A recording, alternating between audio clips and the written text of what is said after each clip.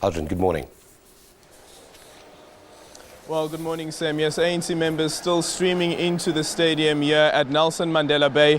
They're coming out in their numbers, and tell you what, the gates were supposed to open at around about 8 a.m. this morning, but it seems that they're already open. And just looking at the grandstands here at this 48-seater stadium, some ANC members already starting to take their seats. And as you've seen in that package earlier on, that they arrived as early as 7 p.m. last night already, making sure that they secure their seats here. And as we indicated earlier on, that the official program is expected to start at about 10 a.m. That's when we'll hear the messages of support from the different alliance partners. And right now I'm joined by the Premier of the province. Thank you so much, Premier, for joining us. It must be overwhelming seeing that so many people, members of the ANC and supporters, have already been here. They've already arrived as early as last night already. Well, absolutely amazing. We've seen them streaming into the Nelson Mandela Bay very early on during the week. People want to be part of this launch of this manifesto.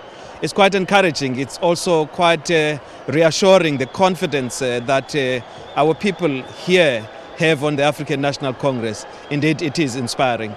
Would you consider the ANC flexing its muscle? Because some have said that considering that this manifesto launch is happening in this metropolitan municipality in particular, it means that the ANC wants to flex its muscle, considering that some believe that the opposition party might just take away this municipality from the ANC. Well, I would say it's only the beginning. Flexing our muscle, not yet. It's only the beginning, because this process of our election campaign has got phases. We're now getting on to the final stages. This is the beginning of that phase in which we would, I think when we would be demonstrating what we're capable of, it's going to be when we are in our Siyanqoba rally, where we would have done everything, saying to the country, we're ready, we've touched every corner of the country. It's only the beginning, I can only say as much. And looking at specifically at Nelson Mandela Bay municipality as well as now Buffalo City, is the ANC confident that it will retain those two municipalities in particular?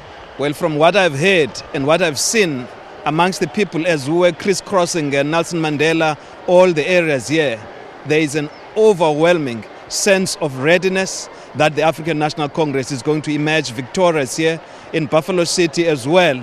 It is quite a reassuring message we have found from the people interacting with them.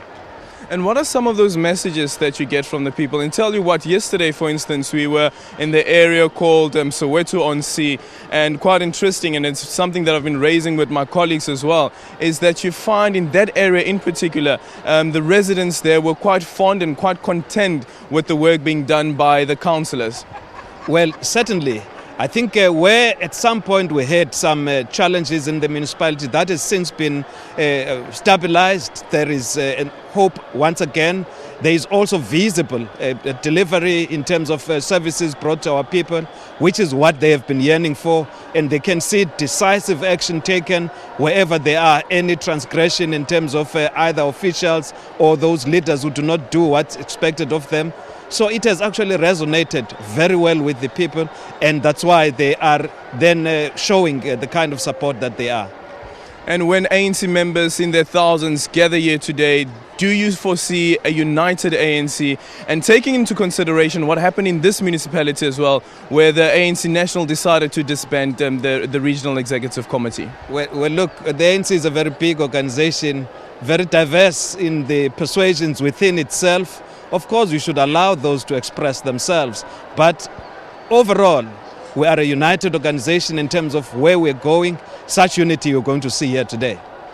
Well, definitely tell you what, that we were hearing from members of the ANC, and in Gauteng in particular, where they said that when they arrive here at the Nelson Mandela Bay Stadium, they will be singing in unity and they will be singing from the same hymn book. And right now I'm joined by Minister Nomvula Mokonyane. It has been an exciting week for the ANC. It must have been tiring, all the crisscrossing across the province.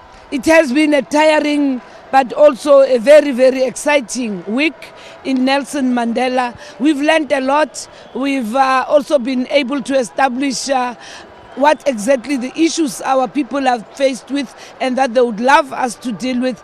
And good, we're going to come and launch the manifesto, and some of the interventions will be pronounced in the manifesto. When we last spoke at the ANC's NGC, one of the issues that you raised back then was the issue of Buffalo City, the Nelson Mandela Bay city as well as Tshwane.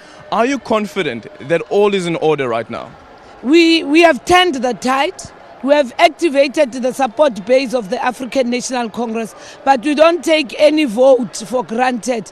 And hence, us being here in Nelson Mandela, because this is also a demonstration of our determination to consolidate our support here and to break into new territory so that we are able to have absolute influence into the communities here.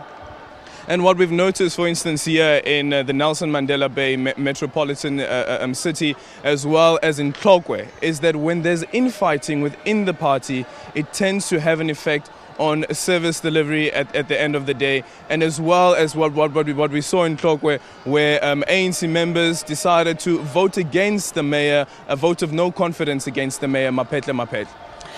We are quite cognizant of some of those challenges. We have drawn lessons from those very areas, and that's why even here we're taking our own time to rebuild the African National Congress. We have a regional task team, but the branches are functional. The good thing with the elections, you need your troops right in a street, in a ward, and in the zone. And hence, with the absence of an elected regional executive committee, we do have an elections machinery that has been able to do a lot of groundwork. Scientific research has proven how the ANC's profile in this community has actually improved. Now that we have the manifesto, we also are going to go back to them and say, here is the plan of responding to some of the challenges and of moving local government forward. Local government is in your hands. What's also critical, I guess, for the ANC is when we heard the January 8th statement, this was what the president also spoke about, is how the councillors or the candidates for the ANC are elected, that the community must play a major role in who gets elected. But we saw that issues were a bit volatile, particularly if you look at what unfolded in Tshwane. Are you confident, though, that heading into the municipal elections come August the 3rd, that it will be a smooth transition? This has been a very tedious process that the ANC has embarked upon. The only organization that has actually taken the selection of its candidate to the communities. And of course, once there can be internal squabbles in the ANC, that affects the confidence that we enjoy from our communities. And hence we also have processes now of dealing with the disputes, so that when we go to the list conferences, we would have also resolved those disputes.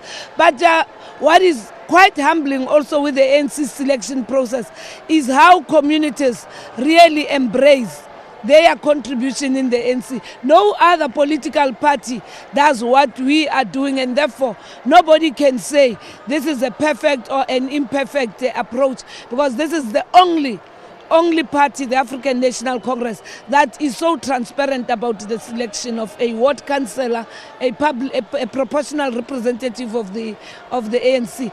And we still urge our people, let's move on in the event you have not been considered. And those that have been considered, remember, you serve at the behest of the constituency that has nominated you.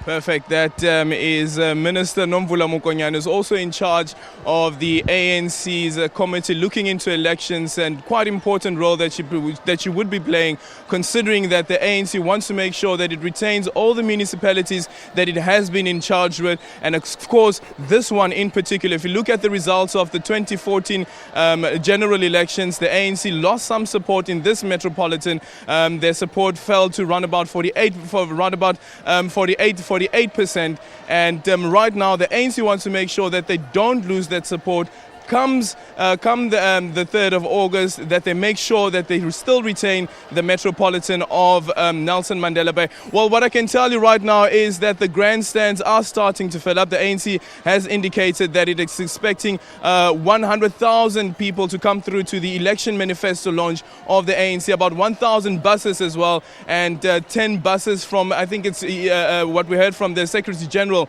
of the ANC, said 10 buses from Gauteng, 10 buses from the Western Cape as well. So definitely it seems that the Nelson Mandela Bay Stadium will be filled to capacity come midday when President Jacob Zuma launches or unveils the election manifesto. There will be cheering in this in this stadium, Sam. And of course, that's our SABC reporter Aldrin Sampear coming live from the Nelson Mandela Bay Stadium ahead of the ANC's election manifesto. We'll continue crossing to Aldrin throughout this broadcast.